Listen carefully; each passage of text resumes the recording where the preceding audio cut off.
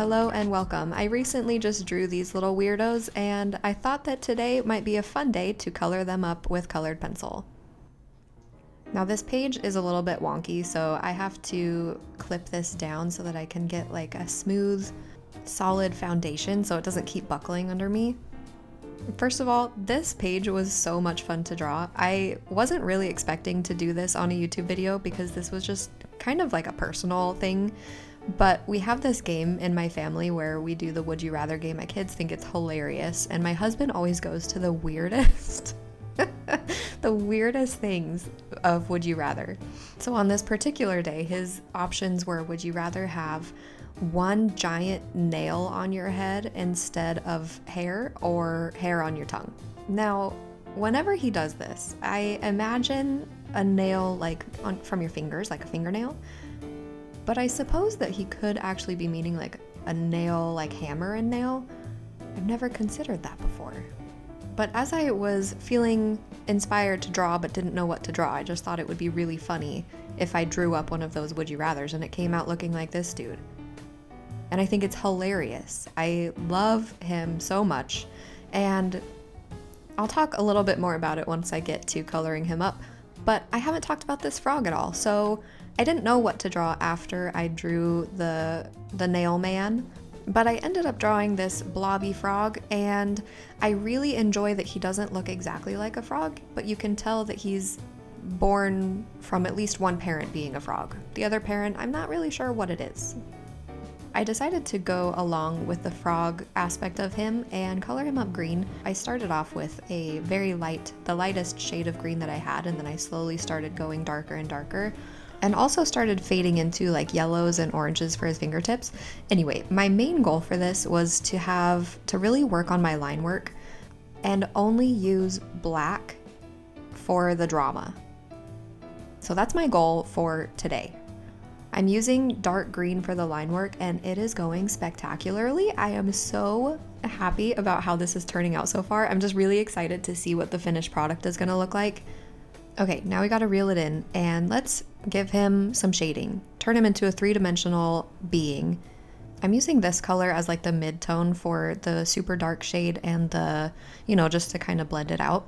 And then we gotta start working on the eyes, and I am not looking forward to this at all. I don't really have a plan, but I'm just I know I want him to have hollow eyes, and I think my problem is that I can't decide if he should have concave eyes or convex eyes. Are those the right terms?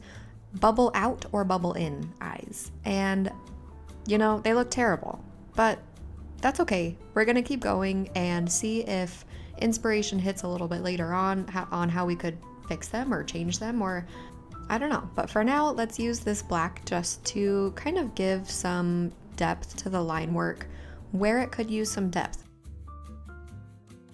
I find that using black is the best way to achieve an eerie quality. All right, let's add in this mouth. I like that it is kind of hiding under his hands.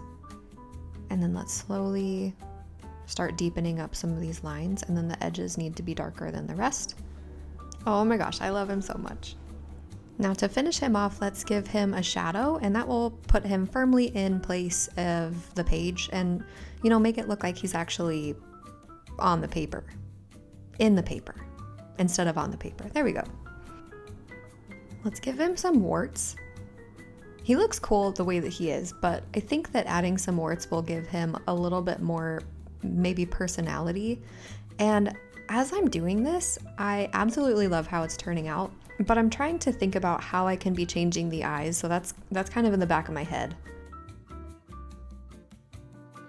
I'm also starting to look at him from a different perspective now, and I'm realizing that he is reaching up on his head, and his head has nothing on it. So I'm going to take this grand opportunity to give him a giant wart on the top of his head. I think that would be hilarious. So let's line it out.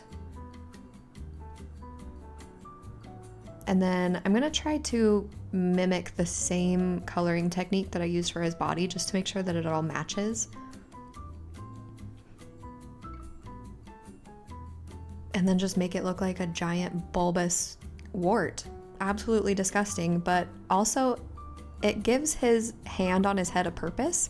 And also, it's really funny to look at the paper and realize that he's looking right at the nail clippers. So his story is probably that he is terrified that the nail man is gonna come for his wart and chop his wart off. I think that's probably exactly what he's afraid of. Let's start on nail man now. I'm starting on the nail clippers because I don't really know what those are gonna look like, and I kind of want to get them out of the way before I jump into what I'm really excited about, which is actually coloring his body. So I'm using a brown for the line work here because I don't want to jump directly into the black in case it just looks way too harshly lined. I want to keep the lines pretty soft and fine lines and more like more thoughtful. And I guess the way that I figured out how to do that was to use a brown. There's really no rhyme or reason. I just picked a brown because it looked easier and less daunting. I'm going to use this paper to cover up the frog while I work on the nail man so that I don't smudge it around. And if you haven't noticed, I have not been covering up the stuff on the right because I do not care at all for that purple man. I'm a little bit embarrassed about what he looks like. He came straight out of my head and he looks funny. He's making a weird expression. And at some point I just kind of decided, I'm done with it. I don't want to keep trying on it. Sometimes it's hard to make realistic portraits straight out of your head because there are things that come with a portrait with people's faces that have a lot of detail in them that are specific to that person. So to come up with where the details will go on somebody that you created out of your head, that's really difficult for me. So the portraits that I usually come up with without a reference are usually very blank and boring to look at, and I don't know. So anyway, let's test out some colored pencils for for the body of Nail Man. I want him to look very muted, and I've been really enjoying working with these Polychromos for this spread so far. I just really like the texture that they have. I don't know, for some reason it doesn't really matter what I use. Whatever I'm using at the moment is my favorite. That's really helpful if you're looking for what colored pencil to get. So anyway, I did open up my Prismacolor for the face because they have a really good super pale peach color, and I couldn't get that with Polychromos. So now that I have both of my colored pencil brands out, that opens up a lot more doors, a lot more options. Ooh, yes, let's try this red one. Immediately, yes. I know it's really similar to the other reds that I've been using, but I really like to just throw down all the reds that I have because they're all just different enough for it to make a difference if you're layering them. I don't know if you can even see it, but I can. And it makes this guy feel alive. And I like that. I want him to feel alive. I'm in love with this orange color also, just layering it just so slightly on top of that red. I thought a lot about what color his extremities should be, and I kept going to black, but I wanted this guy to have more than just plain black, extremities.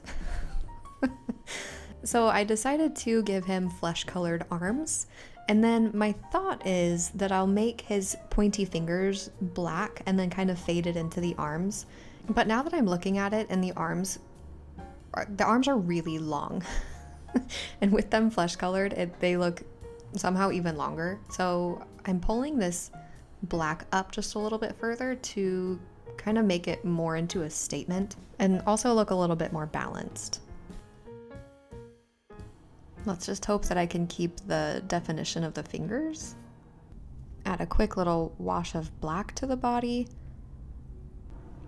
Okay, so I'm ready to do the fabric for his cape, and fabric is usually really daunting for me, and this is no exception. The way that I'm handling this is pretty much I'm going and creating folds in the fabric And the way that I'm creating the illusion that there's folds is just by deepening up the darkness, the black, where I want the fabric to be going backwards. Or I guess another way of saying that is where I want the fabric to be fading off into the distance is going to be darker than the foreground. It's kind of tricky because I'm wrapping around, I have to work around the legs a little bit. And also I'm trying to keep in mind the lighting. So I figure that between his legs, there's going to be a lighter piece of fabric there because the light's going to be shining through his legs. So I'm keeping that part lighter. And then I'm wanting this to match the nail clippers a lot. So I'm doing kind of the same rhythm that I'm doing there. So in the light parts, I'm hiding hints of pink and blue and green to make it look a little iridescent. But then I'm also going to be going back and darkening up some of the shadows to make those fall back into the distance a little bit further. And it's hard to kind of know how dark to make them without the legs being their full colored in so far. So I might come back to this a little bit later once the legs are colored in and then make some adjustments. It is time to add a very thin line, the thinner the better, for the string that is tying his cape around his neck. It has taken me a long time, but I've come to finally realize that a lot of times less is more, and you don't need like the thickest, boldest line to make an impact. Sometimes the thinner and the more dainty makes a statement in and of itself. So that's kind of what I'm going for here, is just a very understated thread that's holding his cape on. It totally fits this guy's everything, and I love it. It's perfect. You could even say that it is tying this picture together. Now, I debated a lot about what color I should do the legs, and it would have been weird to choose any other color than what I did for the arms. So I'm just matching the arms here, making them flesh colored, and it looks different than I pictured in my head. It looks very provocative, and that's odd. Provocative. I don't know also if you can see the shadow lines of the sketch that I did for his arm. It's kind of like, I'm sure you've been seeing it by his face. Initially when I drew this guy, I had him holding up the nail clippers almost like a dagger up by his head. And I really, really liked that pose, but I couldn't get the perspective right for the nail clippers. It looked like they were in a totally different plane of existence, and I couldn't get it right. And so I just put his hands down. I wish I could have gotten it right with his hand up and given myself some more time to actually get that right. But it is what it is, and I think he still looks really cool. One of my favorite guys I've ever drawn. Another of my husband's favorite would you rathers is, would you rather have your hair be one giant piece of hair going straight up, almost like Marge Simpson, or have taste buds in your butthole? And I kind of feel like if you're this far along in the video, you can handle that. You can handle that weirdness. I didn't want to say that from the very beginning. You might have gotten the wrong impression about what kind of person I am. Well, now you know. Maybe that is the exact appropriate. Maybe I should have led with that. Food for thought. Now, I have really been liking doing tiny hands and tiny feet lately. I haven't been doing it for long, but I love it. Now, I have been doing pointy feet and pointy hands for like my bug creatures, but I couldn't do that here because this is a person or a person-esque. Who knows what's under that mask? Maybe it's not. Maybe the face is just a whole bunch of nails. Maybe this time nails with a hammer. I can't even explain what goes on in my head. Now we got to give him a shadow and put him in place and give him a darker shadow right under his feet because that makes a huge difference. I love doing that so much. And I also really like how it looks to do scratchy movements with the shadows like this and not trying to make it look really smooth and real. I really like that. Hello, it's a brand new day, better lighting, so let's take this off since we're done with Nail Man. Nice. I was worried that they wouldn't really go together well the way that I colored them, but they actually go together pretty well, so I'm happy about that. Now let's work on this little dude. And I don't really want to implement a lot of new colors. I want the theme to stay pretty muted and pretty cohesive along the whole spread. So I'm going to do a bodysuit for this little man. I'm doing the same patterns that I did with the nail clippers and just kind of bringing that over to this side of the page.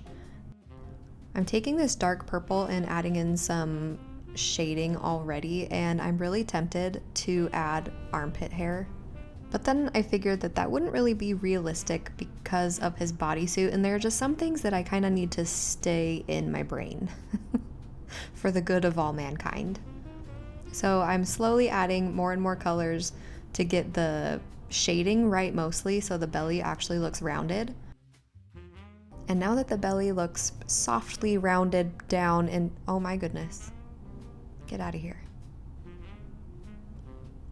I really like how he's holding his glasses with like one pinky up and very dainty. He's just a cool fella, and that's why he's immortalized in this picture frame, because of who he is, and I think that he should be on everybody's wall.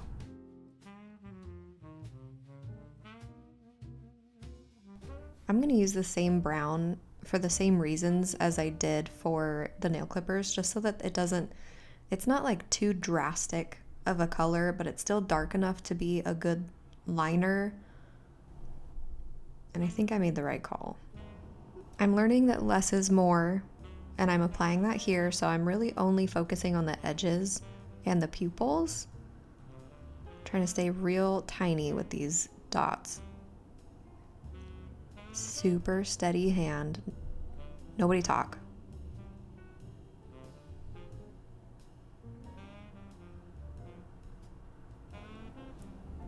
Oh my gosh, it's so cute.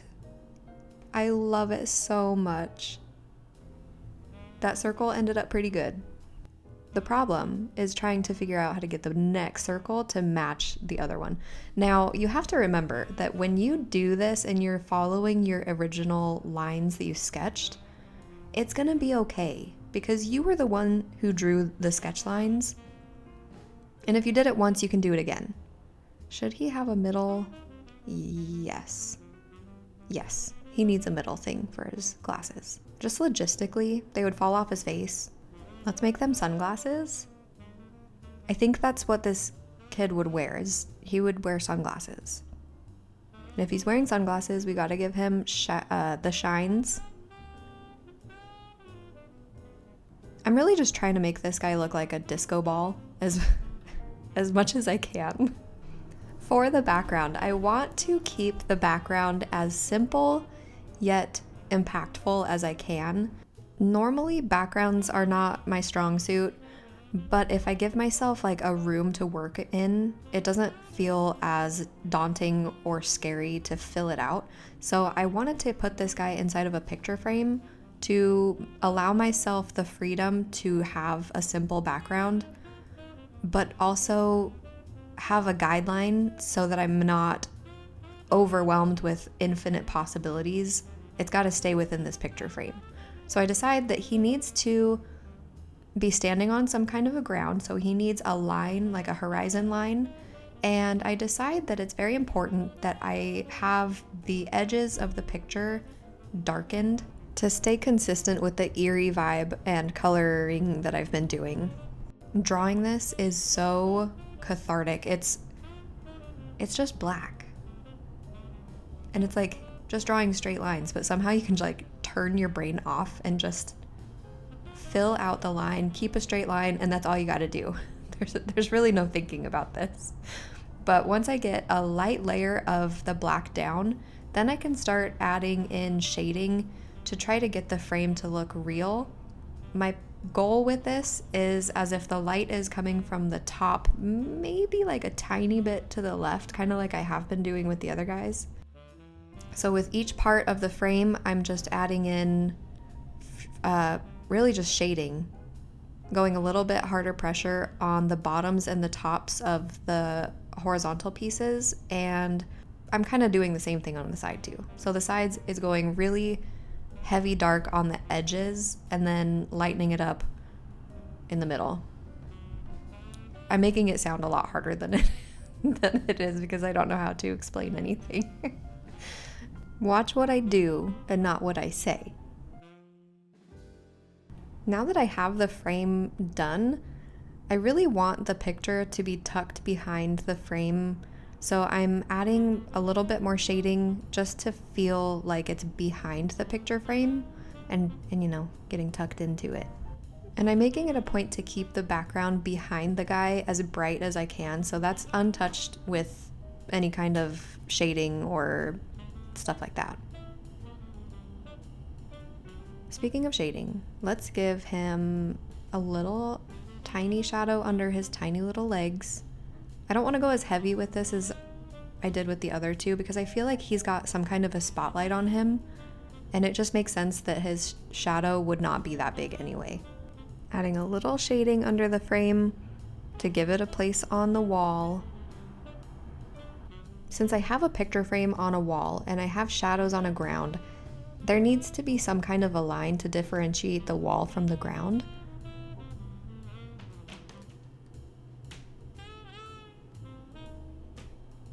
Perfect. Now they're in like some kind of a room. Should I add like an electrical outlet? I don't know. I want to, but if I do, should it be on the left side or the right side of Nail Man? But then if I do it, then I have to plug something into it. That would be weird to just have a plain outlet. And the only thing I can think of to plug into it is a lamp, but then that would change the lighting, and I don't want to change the lighting. So let's nix that idea.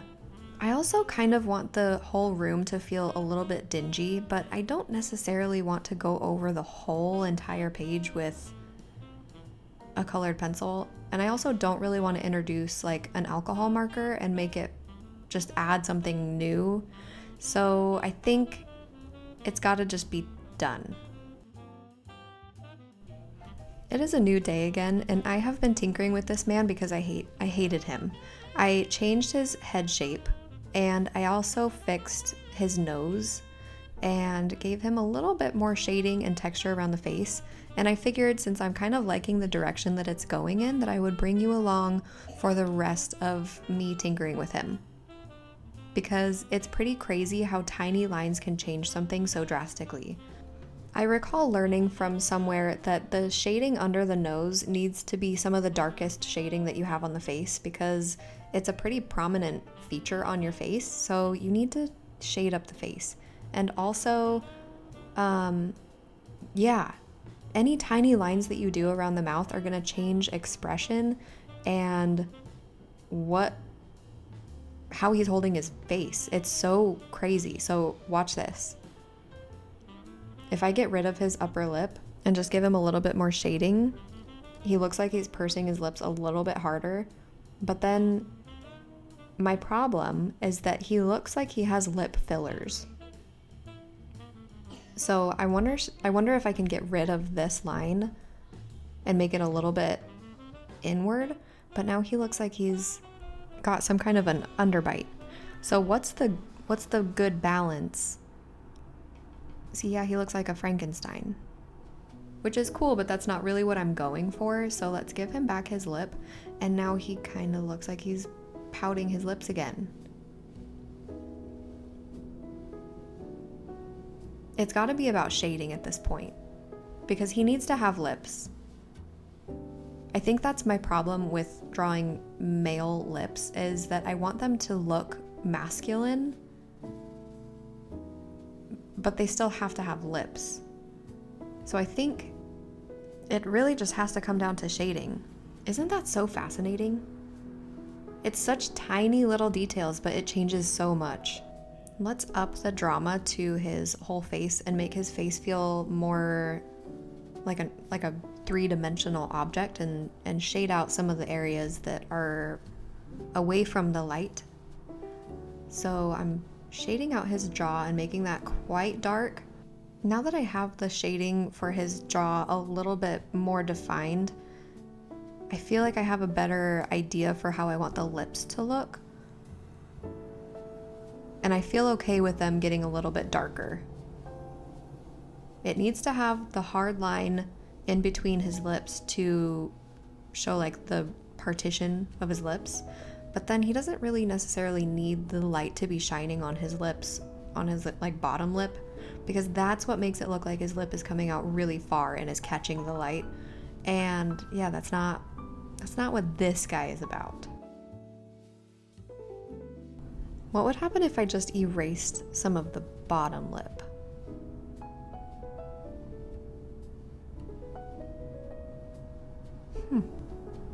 Somehow he looks a little bit younger now. That's so crazy. I hope you all are as fascinated about this as I am, because this is so interesting. He also looks like he needs a mustache now.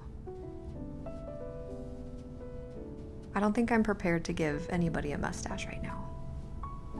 Okay, so I'm just gonna go and fix some of the shading now that I have like the shape a little bit better, and I'll meet you in a minute. All right, so I really just added some black to the chin, and I like how it's turning out so far. I think it's maybe a little bit too one note, so I'm gonna add some highlights just to the most important parts, not the lips. I'm not gonna deal with that mess again.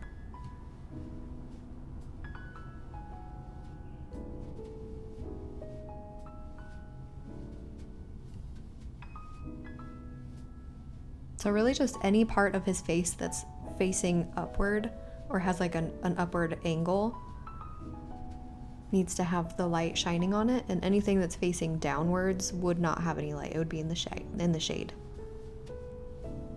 Speaking of shade, we need to give him a little bit heavier of a shade under his eyes, and his eyeball actually needs to be shaded too, because if his eyes are in shade and his eyeball is not in shade, then his eyes are like glowing, and that's terrifying. Let's deepen up some of the shadows to make it more dimensional and have there be more than just light and middle and dark. Let's try to have some more. Really, the part that changed my perspective on this guy from absolutely hating him to actually seeing some promise was changing his nose. His nose really was super flat, and once I changed it, I was like, okay, I can totally see where the creases in the face would be based on how his nose is shaped. And also how I did the cheekbone on the right side has to match with my left side cheekbone. So we know kind of the structure of the face from certain guides that we have already. So I'm just kind of playing with that. And now that I took away his creased eyelid on the left side and gave him more of a hooded eye, I need to match that same hooded eye on the right side. But I do like that that's kind of less defined and more hidden into the distance, so that the focus is more towards the nose and this eyeball. And we can just like make that super dark. So you can't look at it even if you wanted to. Let's just make his head actually have some substance on the other side. So let's make this a little bit bigger. He is so much better already. It only took like minor tweaks, but for some reason, if you get a whole lot of minor tweaks that are incorrect, it all together just looks like mumbo jumbo. But if you can slowly start changing things in the right direction, just keep at it. I'm so glad that I actually fixed this guy, because he looks pretty cool. I'm not humiliated anymore. So here's the whole spread. This was ultimately a really, really fun spread, and I had a lot of fun, so thank you so much for coming along. I hope it was enjoyable, maybe useful. And if nothing else, thanks for just shooting the breeze with me, because this was a lot of fun. See you later.